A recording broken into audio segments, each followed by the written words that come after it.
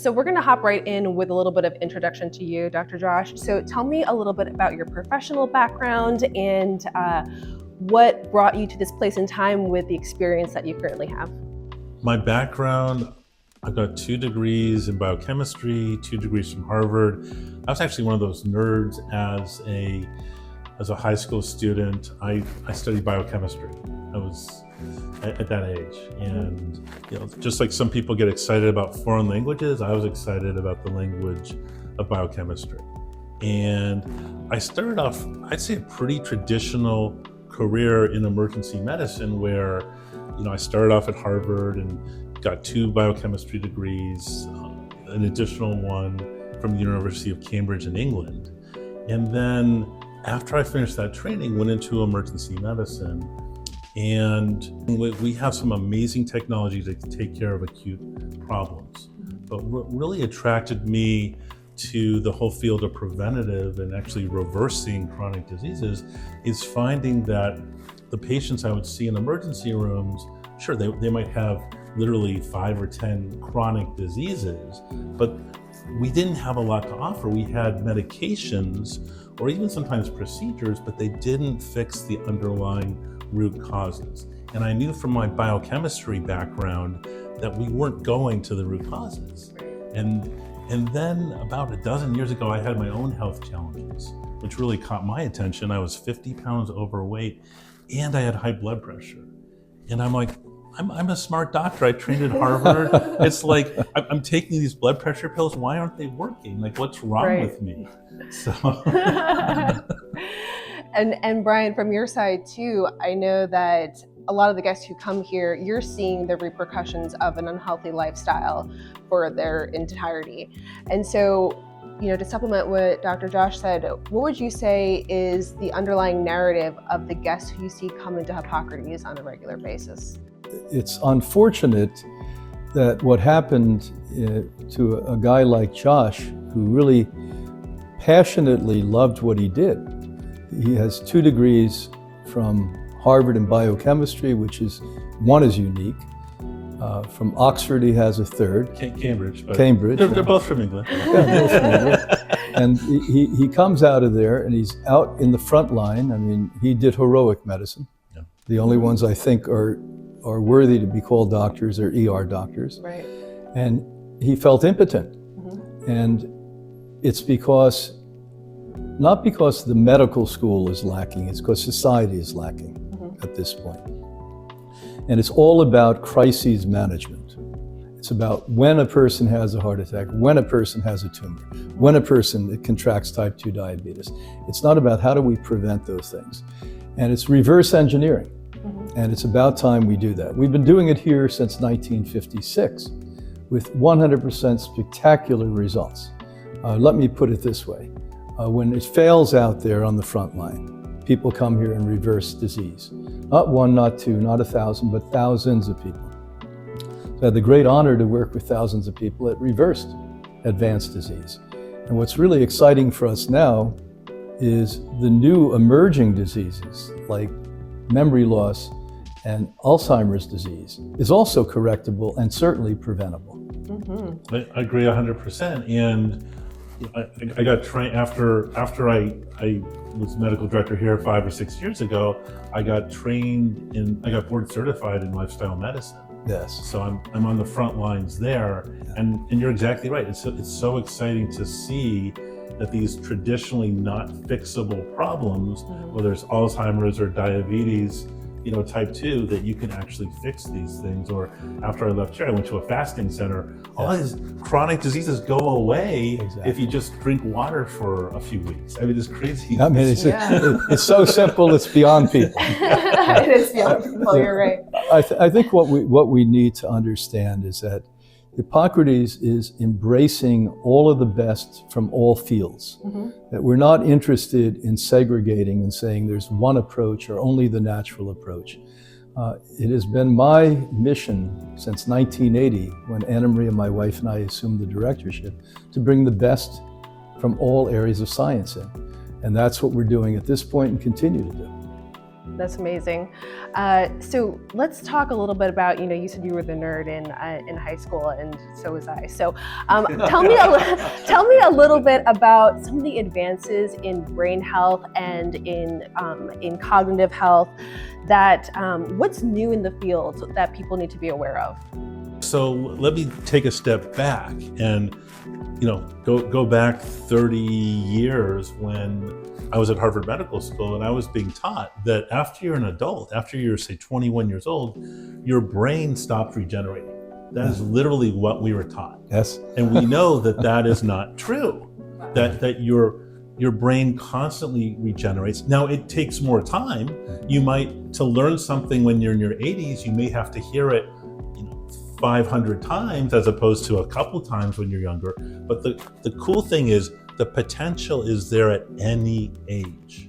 So that's point number one. Point number two is there's basic pathophysiology of the brain that literally we just learned in the last 10 years. An example is the lymphatic system. The fact that you've got a glial lymphatic system in the brain, no one knew about that. Yeah. I mean, can you imagine? I used to teach. There's only one cell in the brain that's an immune system cell. Right. And that helps to get rid of toxins, right, from the brain. 100%. Yeah. But I also want to say that it's good. The amazing thing about science is you try something and it doesn't work. So for example, we know, like with Alzheimer's, we know that amyloid plaque and tau tangles, they're involved in the pathophysiology, in the disease of Alzheimer's. But, Big Pharma has spent literally billions of dollars pouring money into blocking those pathways, and that hasn't worked. The exciting thing to me is now there's information that you can go after the inflammation. Mm-hmm. If you can block the inflammation, you can actually reverse Alzheimer's or prevent it, depending on where you are on the spectrum. And it's also exciting that inflammation, when we look at many of these chronic diseases, the underlying cause is inflammation. It's really the same disease, but reflecting different symptoms depending on the organ. Yeah, if it's the brain, you see one thing. If it's the heart, something else. If it's the kidneys, it's something else. But it's one root cause that we can go after. Yes. It's just quite amazing. I mean, and you're right. So why we were on the wrong track is investment. And there was a lot of science on this. As a matter of fact, until Hebrew University, which is widely respected globally for their academic pursuits, started to say the amyloid plaque is not the center cause. Nobody ever veered off that track.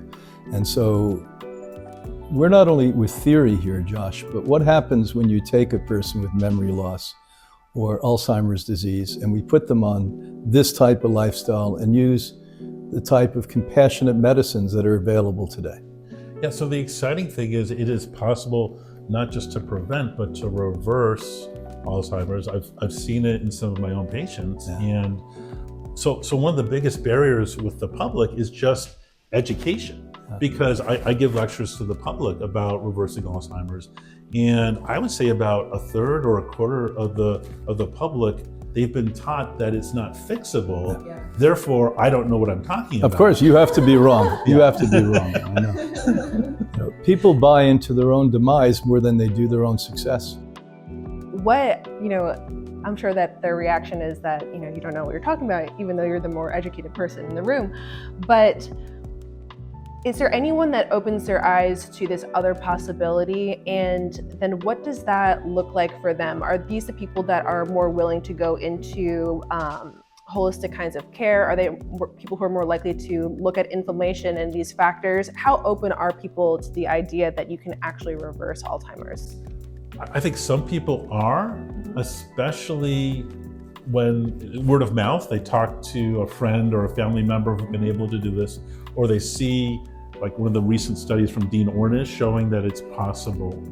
So I think the word is slowly trickling out, but the reality is most people get their healthcare information from the media. Yeah. And most of the media is being sponsored by big pharma, and there's a place for pharma, but they're not hearing about cutting edge therapies that aren't backed by a big company. I think I'm going to reframe your question. I think 100% of anyone suffering of memory loss, dementia, or Alzheimer's is willing to change. It's just how do we approach them? Yeah. And that's it. I mean, I think, people are frightened to try new things when they're under the best conditions, no less when you don't know who you are all of the time. You don't know who your wife is, your children, your grandchildren. So we have to find a way. I think it's our obligation and responsibility to meet them where they can understand it. And that's why we've created a program here that Dr. Josh, who has mass experience in this. As a matter of fact, he's one of the few in the world that is challenging this successfully. Talk about the summit that recently happened that you were one of just a handful of doctors on. Yeah, so actually last year we put through, we had a summit.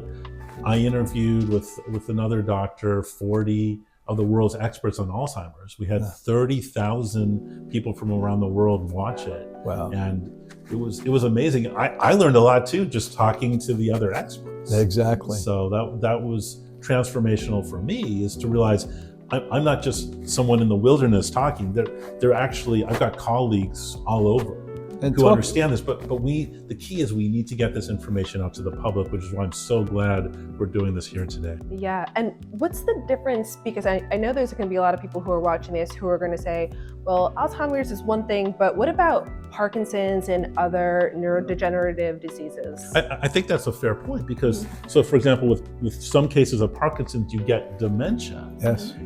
But what I've learned taking care of hundreds and thousands of patients, including with Parkinson's, is if you actually look at the root causes. And this is complicated and it's nuanced, because whether it's Parkinson's or Alzheimer's, there are often 30 to 100 root causes. But when I analyzed the patients with Parkinson's and actually did, for example, a toxin screen, I found that the industrial toxins, whether it was the PCBs, the DDT, etc., that their levels were very high. And if I could get those levels down with a correct IV detoxification protocol, I could reverse their symptoms. So in my mind, even though you have these diseases like Parkinson's, ALS, multiple sclerosis, Alzheimer's, they sound very different and they have different clinical criteria, but the root causes were very similar. And we didn't even talk about infection was also a very commonality. If you can reverse the infection.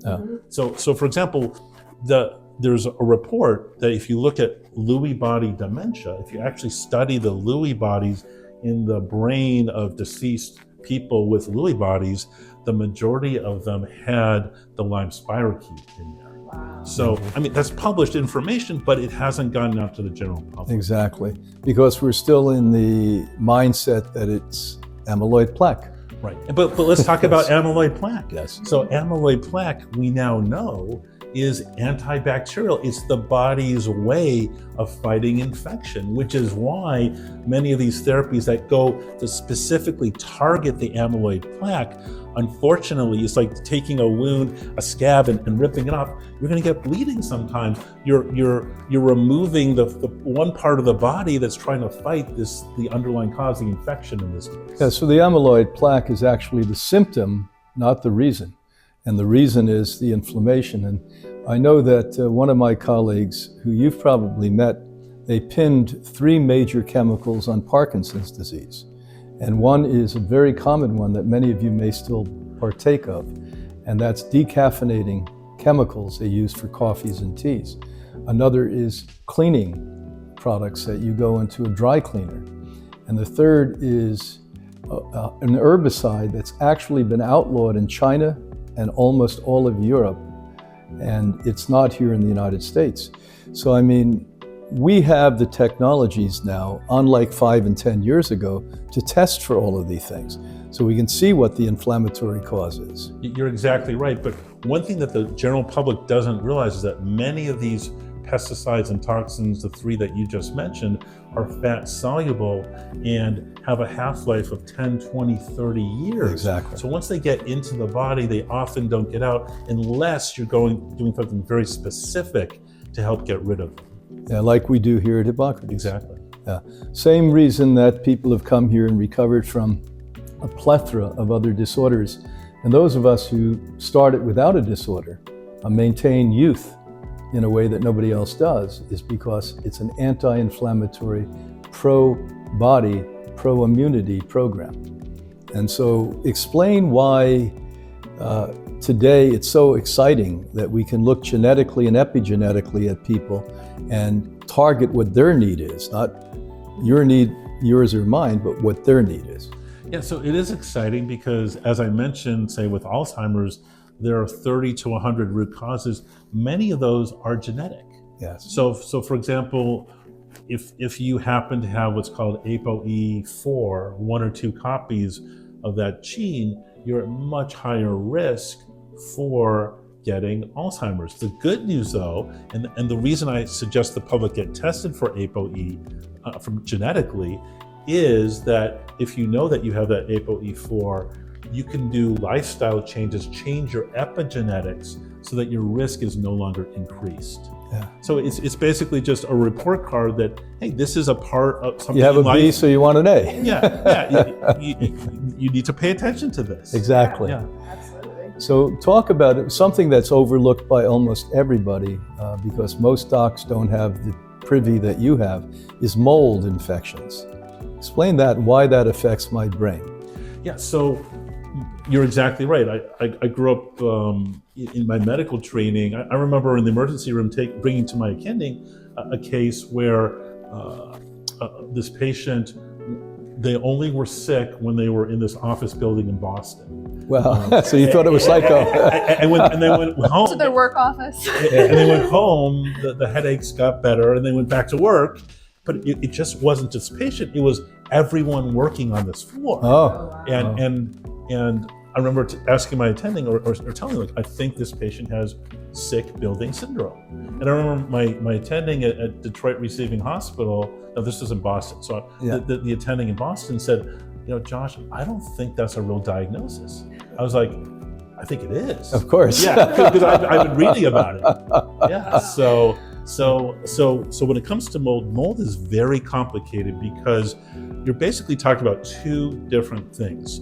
Not only are there lots of different types of mold, and this is real serious. I mean, many of these molds, for example, the black mold, the trichothecene toxin from the mold has been used in biological warfare. Yeah, so they're doing it to harm people. Yeah, Yes. so these, unfortunately, these toxins and molds can definitely harm people. Yeah. But when it comes to treating them, you have to treat them in 2 different ways because number 1, you've got a live organism, you've got this mold or a mold spore, you have to treat that one way.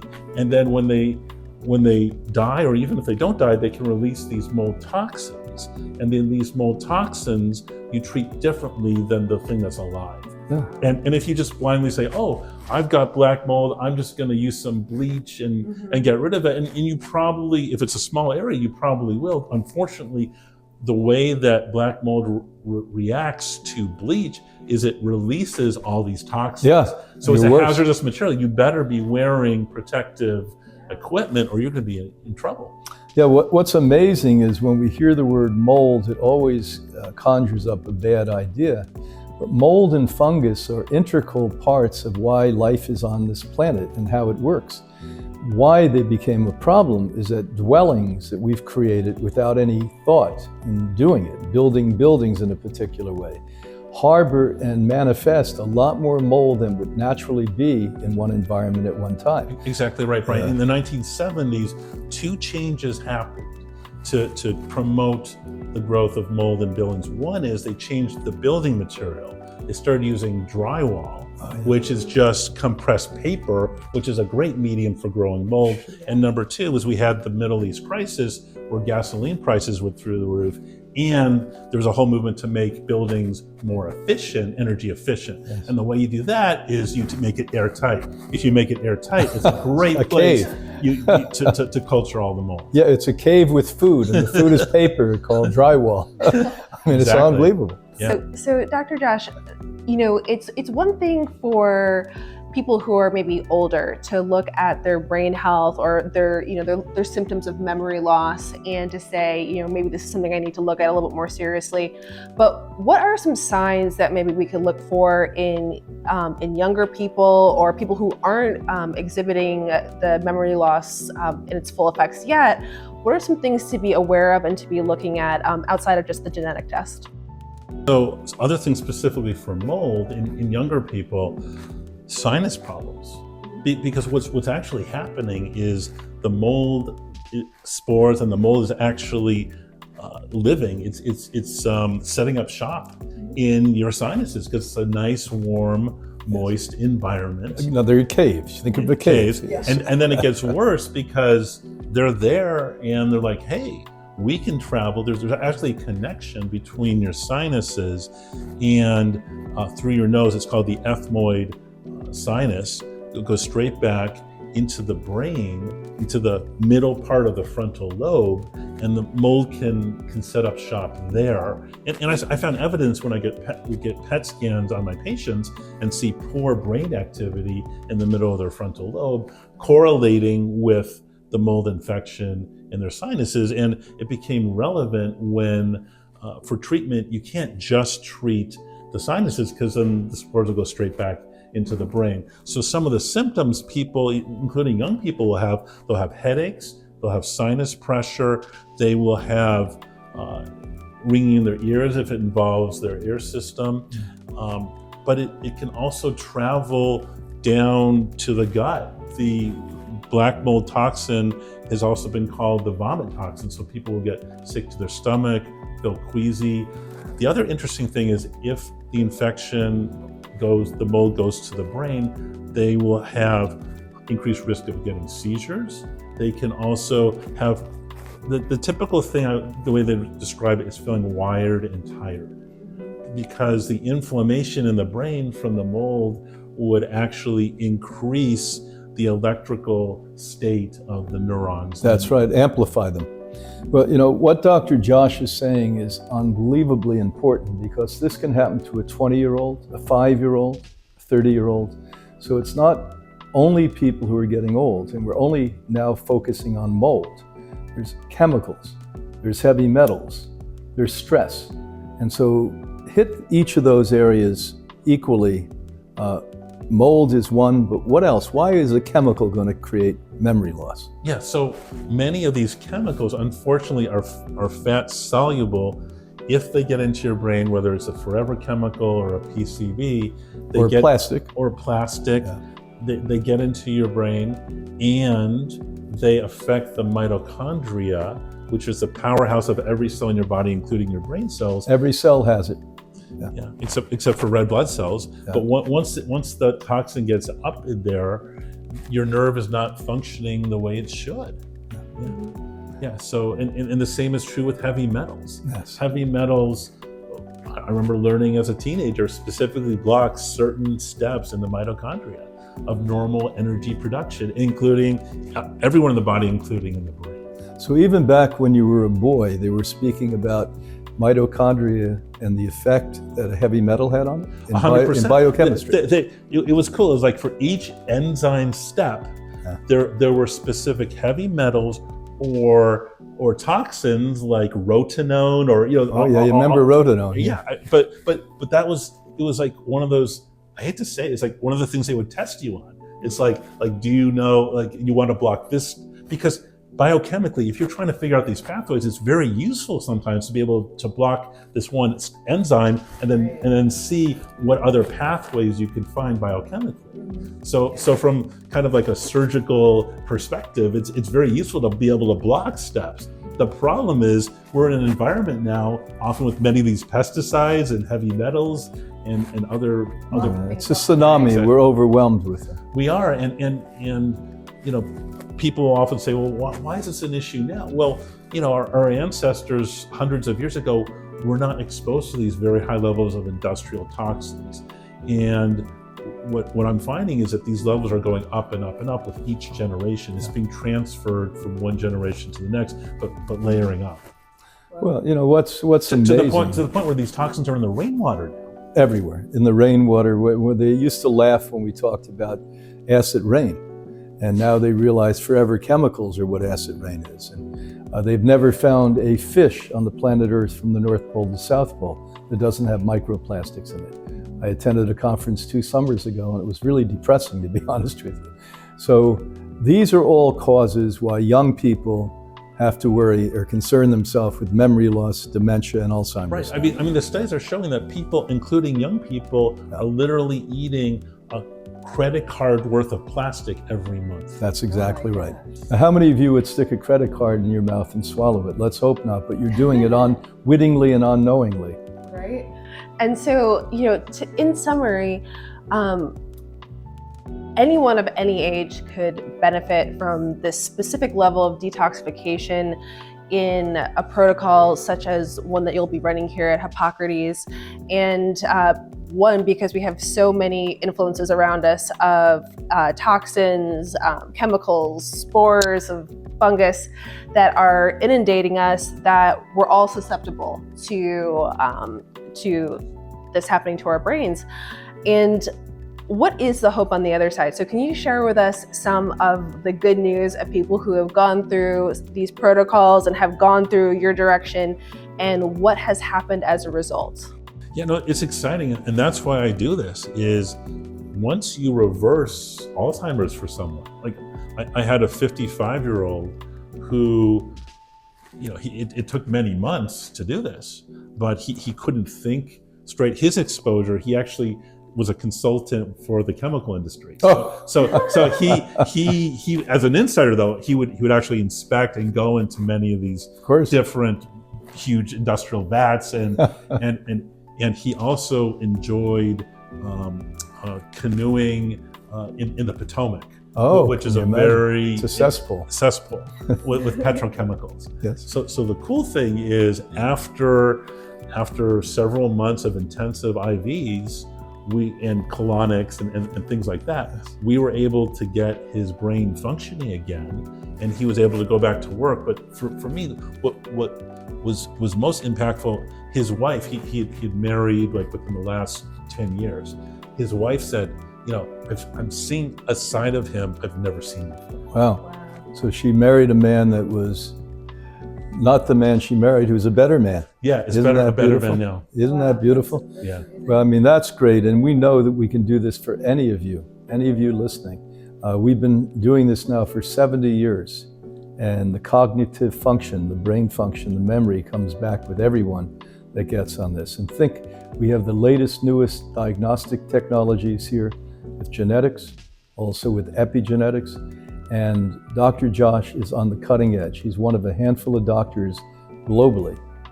The Institute here, Hippocrates, is the only center on the planet Earth that offers memory loss, cognitive, Alzheimer reversal program. So anyone that you know that's suffering from this, please remember what we said today, because it's powerfully true and certainly important for anyone.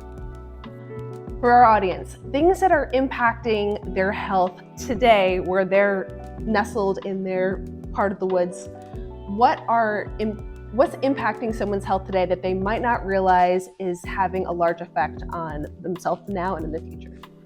If you ask me, today's most problematic concern is social media. That everyone, everywhere on the planet Earth has a walking computer. As you're listening to me now, it may be in your hand. You are getting propagandized. Back in 1990, you had 300 people trying to sell you something. Today, it's 3,000 and mounting. And usually it's pessimism, negativity, and dark doom and gloom. I agree. I think that the propaganda is beyond today. And so, what does that do? So that's going to impact someone's mind and the way that they're perceiving the world. Dr. Josh, any thoughts on how what we consume with our eyes and our ears, how that affects our mind? Yeah, so I think there's also, what people don't realize today is, or may not, is that we're in a surveillance state. Exactly. It's like because we have a device with us at all times, there's a computer somewhere listening and watching what we're doing. Yes. So this is like out of bad science fiction from decades ago, and And I think in some ways it's worse in this country than, say, North Korea, because North Korea doesn't have the technology that we have here. More of us are carrying around phones everywhere. It's true. And what this does is it gives governments, but more so corporations and industries, the ability to sell you things you don't need. And most of these are riddled with deadly chemicals, non-nutritive substances, and things that cause premature aging and death. And I would also say one of the problems is, instead of getting adequate sleep, because to me, getting good sleep, we now know, is important to avoid getting Alzheimer's and other medical problems. Yeah. But in the middle of the night, people will wake up and they will turn to the TV or they'll turn to their phone and social media. It's addictive, and people seek it out more than sleep. So why, in your opinion, is it not the best to be scrolling on your phone for hours before you try to fall asleep? So a few reasons. Number one, actually just the light from the screen. The blue light. The blue light. Yeah. But actually all wavelengths, but it's worse than the blue light, will decrease the amount of melatonin, which will then make it harder for you to go back to sleep. Wow, and melatonin is responsible for a lot, right? Not just your sleep? 100%. Melatonin in the body gets converted to serotonin, which is a calming hormone. It's also anti-cancer. So there are all these pathways that are interconnected. It's important. Yeah. So what else is impacting people's health that they're not realizing on a day-to-day basis? We are food addicted, and people do not recognize that your body is programmed from primal times to use sugar as a fuel and fat as a fuel. And so back in the day when we were nomadic, those were from plants and exactly what your body needed. But today, the fast food and processed food industry has actually created massive amounts of these non-appropriate forms of fats and sugar. And this is why we have obesity levels and disease skyrocketing like never in the history of the human race. I agree with you 100%. And we also have record amounts of processed foods being sold. Exactly. So it's definitely there's a profitable industry behind this, but unfortunately, the one thing missing is human health has declined because of, frankly, our addiction to salt, oil, and sugar. Exactly. If you add these things to processed food, and the reality is, I was shocked when I heard this. Literally, the average American, 90% of the food they're eating is processed food. Wow. Yeah, 90%. I read that recently. That's incredible. And if you think about it, we really tout how smart we are. We have AI, we have all these things where, Remember, AI is not us. That's why it's smart. we have Teslas and Cybertrucks, and in the meantime, our health is declining, and the amount of deaths from preventable disease is higher than it's ever been. And so it seems like this is something that's being overlooked, where we're saying, oh, look how great we are in these areas, look how much we're progressing, but really the human health component is going down and continues to go down. Well, this has always been the way. I mean, we can put a man on the moon, but we're still killing one another in war. We still have racism, sexism, and hatred. So why wouldn't we poison ourselves? And 90% of the Western public eating processed, non-nutritive garbage. It's not even food. To call it food is a disservice to food. Well, of course, it's just a natural state for us to sabotage our lives and to basically create our own demise and then blame somebody else for it. But I think another component that people need to understand is it's intentionally made to be addictive. Of course. And if you try to get off of it, like I did, I was able to, but for the first week at least, I was getting withdrawal headaches, and I felt really bad. And at the time, if I just eaten some processed food, I would have suddenly felt better. Yeah. So They really hook you in. So what we're talking about in the addictive nature of processed food is called hyperpalatability. And every single major international food company, no matter where you're listening to me, have chemists on their payroll that put synthetic opiates, legalized chemicals that act like opiates, in that food so that you, your children, your best friends, and everyone you know cannot put that down, that cookie, that fast food, that hamburger, that potato chip. This is programmed so that you cannot stop eating it. Yeah, and the way around it, the antidote for me was to realize, watching your lectures and the real truth about health and education and reading articles, but the antidote to it was to actually look at all this processed food and tell myself, this is not real food. This is put there to hook me and to hurt me and to sell. And so it was using a different part of my brain, the frontal lobe, as opposed to, the root of my brain that goes after, the salt, oil, and sugar, that the reactive systems in the brain. The reptile part of the brain. So here's a question I want you to answer to everyone out there. So here you are, highly intellectual. Sure. You're capable to go through all of this grueling education and strive and thrive in it. What is the difference between when you did that and then you radically shifted to a pro-health lifestyle? Tell me the struggle you had before versus now. Yeah, so it was a real struggle. I don't struggle today, yes, because I went through it, but literally it took me probably 5 years.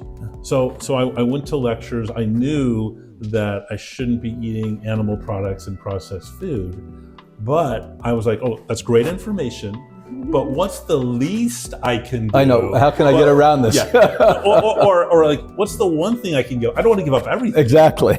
So if it's salt, oil, and sugar, well, which one of those should I give up? Which type? Yeah, and still have my pleasure. Now, think about the way your brain works. So, I mean, I don't want to put words in your mouth, but was your brain more like a dimming light at night versus now a focused laser beam?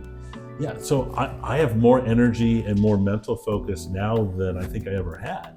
And it's because I'm eating better, I'm not eating the wrong things, but it's the other lifestyle things. It's the exercise and getting enough sleep and having connection and not doing the bad things, not working night shifts. Exactly. And being in a hospital where the only food available is, by definition, not going to be healthy.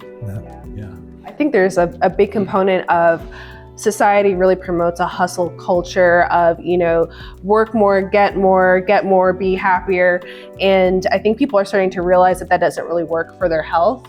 And, one person, Brian Johnson, the guy who is spending all this money and research and energy. $2 million a year. Yeah, into how do I live longer, who also happens to be a raw vegan because he knows that's the best diet to supplement what he's trying to do.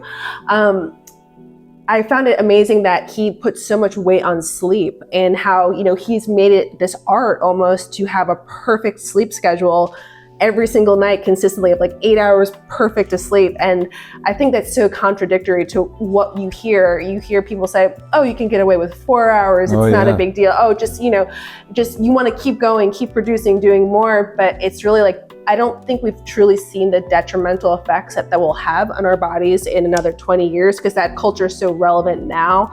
But what are both of your thoughts on sleep and rest and what it does for the body and how it contributes to long-term health? Yeah, I think sleep is, well, from the studies I've seen of Alzheimer's patients, not getting enough sleep is the biggest risk factor for developing Alzheimer's. Yes. And I didn't know that until I analyzed the data from Alzheimer's patients. So I was trained in medical training to, be macho, don't get any sleep at night, of course, and then try to function the next day. And the word is try. Yeah. Well, and I realized that, sure, maybe in your 20s and 30s you can muscle through it, but even then it's not healthy because we now know that when you do that, what the important thing about sleep is it's not just sleep, it's deep sleep. When you get deep sleep, your body's brain is able to regenerate, clear out the amyloid and other problems, and take the memories and reconsolidate them and basically help your brain. If you're not, it's like your computer. If you never reboot your computer, it's after a while it's not going to work. The same thing is true of your brain. Yeah. Out of all the people that I've read, the one that resonates with me the most is Dr. Clement out of Stanford. He wrote a brilliant book called The Promise of Sleep. and he pinned it decades ago. He's in his 60 years of sleep research. He said, if you're not sleeping about 8 to 8.5 hours a night throughout your life, another misnomer we all had is you get older, you need less sleep. You get older, you get neurotic and you sleep less. It doesn't mean you need less sleep. You cannot, by the way, have a mind that works well or a body. The American Cancer Society did a study in all 50 states and every province in Canada. It showed people who were sleeping 6 hours and less had an average of 3 times greater of the worst cancers. Now listen to what I'm saying to you. People sleeping 6 hours and less, and I have people all the time saying, I only need 4 or 5 hours a night. Well, I can assure you they're wrong on that. And sleeping is really something that's the caboose in this conversation of health. We always talk about exercise and positive attitude and healthy foods. Equally important, if not more important in the case of memory loss, is sleep. So simple things like putting dark shades in your room, inexpensive. Making sure that you have the room cool enough. We know that between 65 and 70 is ideal for body heat. There's even beds now you can buy if you overheat at night to cool your body temperature. So there are ways that we can do this. The beds we have here at Hippocrates, I spent $750,000 to get 100% organic beds. I sleep in these beds much better. I have one at home than I do when I travel. So all of these things are as important as what you eat, what you think, and how you move. Well said. Yeah. And last one is our physical activity and the health of our bodies. So again, like a lot of people want to get away with the bare minimum of, I have a busy job, I have a busy life. I get to the gym, once a week or twice a week, or what is the minimum that everyone should be striving to do on a daily basis, despite your age, when it comes to physical activity? Minimum, it's hard to generalize. I would say a minimum of 20 minutes a day, but we know from the studies if you can get to an hour a day, that's going to be better. Mm-hmm. But I think instead of giving for everyone, just say wherever you are, if you're a couch potato, start getting off the couch. Mm-hmm. If you're doing 30 minutes a day, bump it up to an hour a day. Mm-hmm. So, but we know that exercise reverses the biologic clock using 3 major biochemical pathways, and it's a gimme. I mean, there's no drug that can do for you what exercise can do. That's exactly right. right. And despite what you may have heard, there is no drug, and it's worth whether it's spending 30 minutes or an hour a day, because guess what? You're going to be energized. Your brain, every organ in your body is going to be working better. We as humans are not designed to spend all day sitting in front of a screen. We're just not. Our ancestors didn't do that. And therefore, our genetics have not changed that much in the last few thousand years. We can't just do this and assume that it's going to be ideal. The ideal time to exercise, to just maintain the body. We're not talking about have a stronger body, a more muscular body, is 35 minutes of aerobic exercise 5 days a week. Weightlifting 1 to 1.5 hours 3 days a week. Stretching every single day for 10 to 15 minutes. Now I'm going to add on my routine, which is taking a sauna, ideally an infrared, but when I travel, a normal Scandinavian sauna is what I take every single day. And I'm in there at least 20 minutes. Now, I'm not suggesting you do this to start, but try to exercise in there. Abdominal exercise would be best. I do 1,000 sit-ups 7 days a week in saunas. Now, with that said, all of these have supporting tasks behind it that show it creates longevity, it creates less viral diseases, less bacterial diseases, less cancer.